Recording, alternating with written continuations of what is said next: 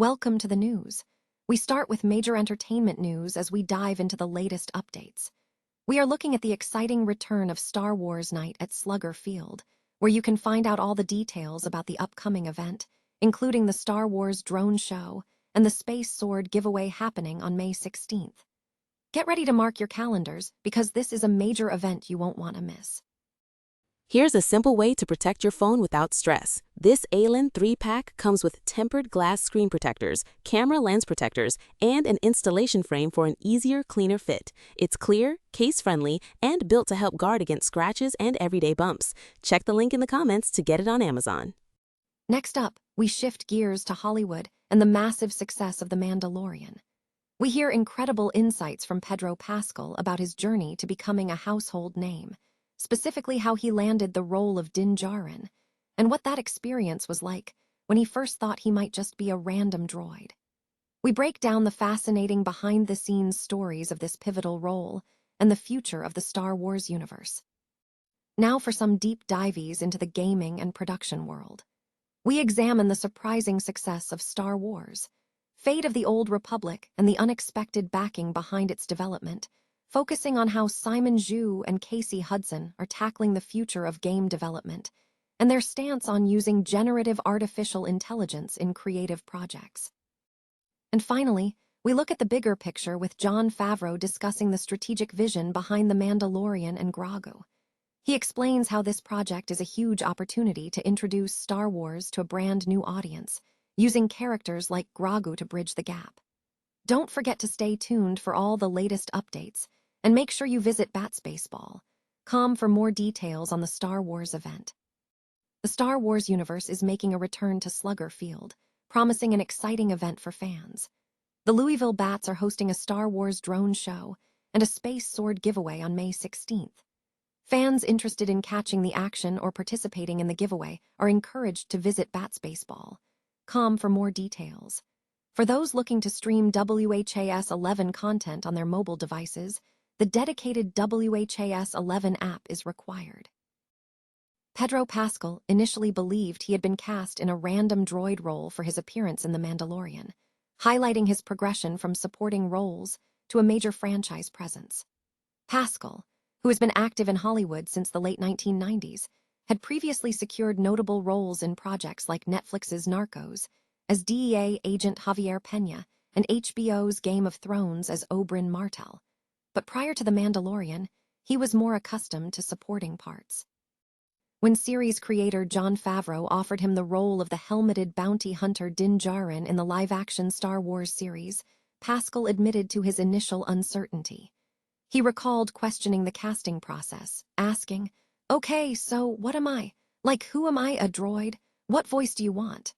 Before the team confirmed, "You're the Mandalorian." The series features Din Djarin and Grogu, Baby Yoda, in a significant debut. The project is directed by Jon Favreau, based on a script co-written by Favreau and incoming Lucasfilm president Dave Filoni, with story contributions from the Book of Boba Fett staff writer Noah Clore. Pascal emphasized the deep bond between the characters, noting that Din Djarin views Grogu as an essential partner who will outlive him, fueling his focus on survival. The production is backed by a team including outgoing Lucasfilm head Kathleen Kennedy and Ian Bryce, alongside executive producers Karen Gilchrist, John Bartnicki, and Carrie Beck.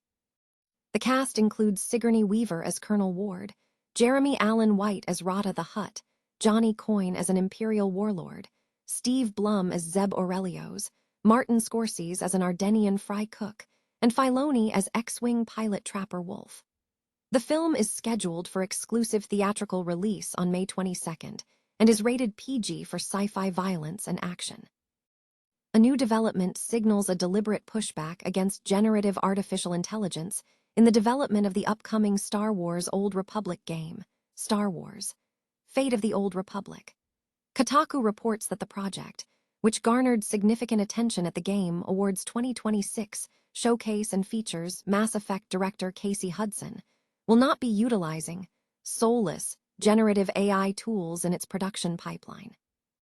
Hudson stated his reservations, asserting that he finds AI creatively uninspired and struggles to identify practical applications for it in game development.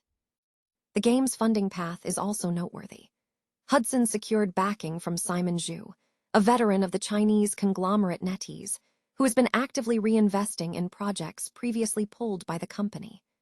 Zhu established a new holding company, Greater Than Group, with private investment up to $100 million to counter a perceived trend of funding shifting away from gaming toward technology and AI. Hudson is leading Archanaut Studios, with a target release date for Star Wars, Fate of the Old Republic set before 2030. Zhu is prioritizing a lean production structure, aiming to avoid excessive staffing as development scales. Hudson emphasized that the focus remains on human creativity over technological shortcuts. Regarding game design, Hudson clarified that the title will not be an excessively long experience, contrasting it with sprawling titles. He argued that scope should align with player retention, suggesting that shorter, focused experiences are preferable to overly ambitious lengths. In related industry commentary, Call of Duty veteran David Vonderhaar echoed a sentiment against overinvestment in staffing.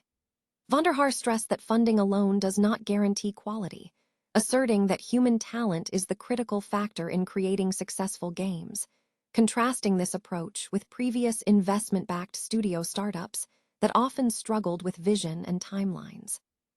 The return of Star Wars to the big screen is poised to usher in a new era for the near half-century-old saga, offering Lucasfilm a significant opportunity to attract new fans.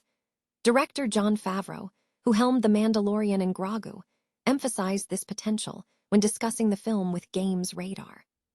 Favreau noted that the characters, particularly Grogu, had broad recognition even among those unfamiliar with Star Wars, stemming from their presence on Disney+. He explained that while the team aimed to maintain authenticity to the Star Wars universe established in the TV series, the project also served as an entryway for audiences who had not previously watched Star Wars on television. Favreau expressed optimism, stating, "I think there's an opportunity to present Star Wars to a new audience using these characters as well." The film, titled The Mandalorian and Grogu, is a spin-off of the television series Star Wars.